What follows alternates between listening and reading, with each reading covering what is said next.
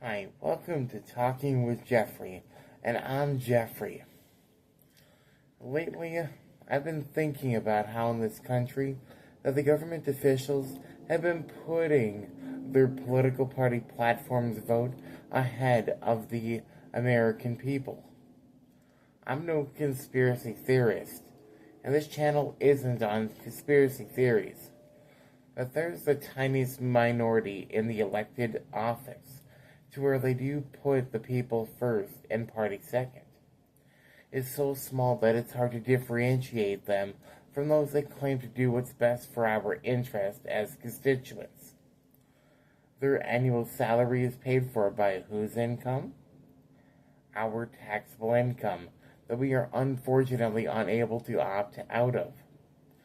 We have the government claiming to do what's best for us and claiming to uphold our civil liberties. How is it upholding our civil liberties if the government is actively arresting and imprisoning us for smoking marijuana, public consumption of alcohol, and for setting age limits to 21 for tobacco-related products?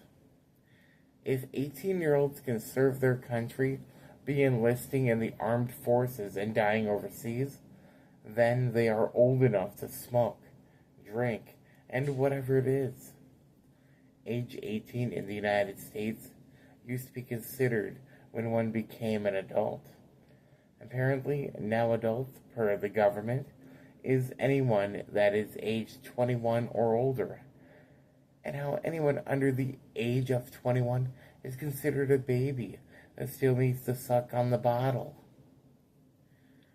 How is the government upholding our civil liberties by trying to pass more gun control legislation instead of tackling the mental illness in our country?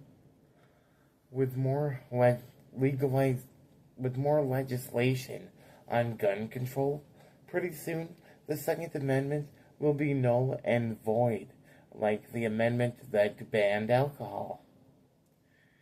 The common argument for anti-gun crowds is how the gun kills, and with tons of school shootings, that is the basis of the argument. We need to get to the reason behind the mind of each shooter, and the mindset is mental illness that no one wants to just admit. The government would rather do what they do, and that is to make all of us be submissive to where we are just sheep to the government, to where they can easily disarm us. Want to know why it's very rare, and I mean extremely rare, for third parties to win elected government-seated positions?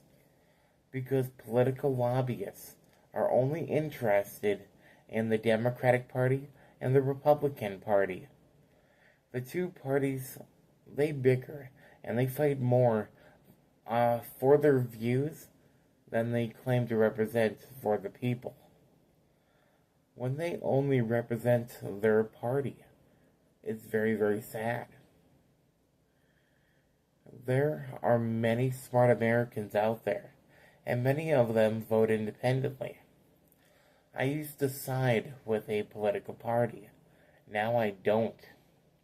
The phrase, "the enemy of my enemy is my friend," I can agree on.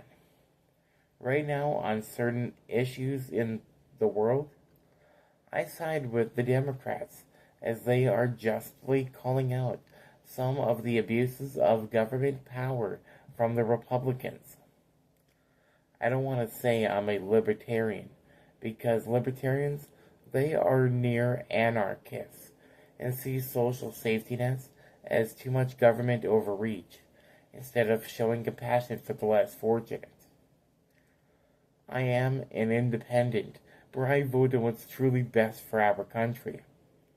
On another note, the government shows that they do not care about us, and so they are evicting people from their own homes if they fail to pay property taxes on homes they outright own. If they fail to pay the government their land rent, the government takes ownership by a legalized eminent domain, to where they put the home back out on the market for people to buy. And there are too many people homeless and the government is truly doing nothing about it. They are doing nothing to reduce or eliminate this issue. I do believe strongly that housing is a fundamental right for all humans. In a capitalist country, I do believe in capitalism, yes, but the government does need to apply a necessary rent control measure to where property owners and landlords cannot increase rent higher and beyond one's 30% monthly income threshold. Many Americans are living in poverty, so why increase the chances of those living already in poverty to become homeless? Not everyone has the privilege and ability to start a successful business. Not all have the privilege and ability to obtain a great paying job. Down in the comments, let me know what you think on this issue. If you enjoyed this, like and subscribe for more.